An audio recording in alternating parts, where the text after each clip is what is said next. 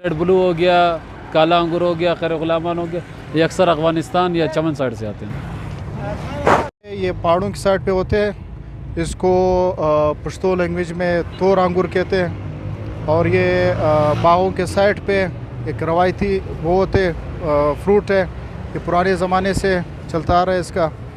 और ये सेहत के लिए अच्छा है, खाना हज़म करने के लिए, खाने के बाद लोग हमेशा पसंद करते हैं इसको।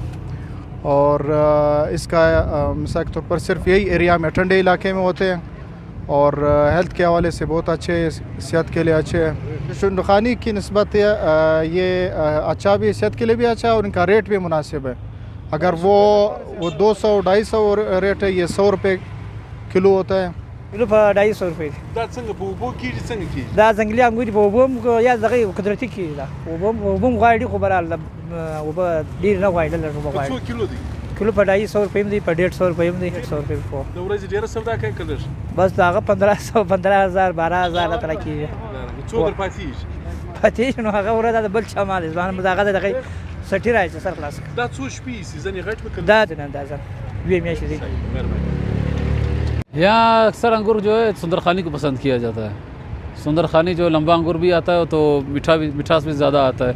ये अक्सर जो चमन और पशीन जो इस इलाके में, ठंडे इलाके से ये ज़्यादा आता है।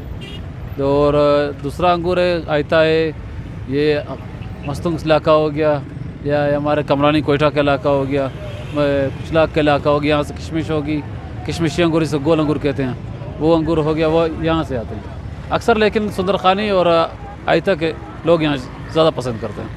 महंगाई भी है, लोग आजकल आटा चीनी ये पूरा नहीं कर सकते, तो ये फ्रूट तो बहुत दूर की बात है।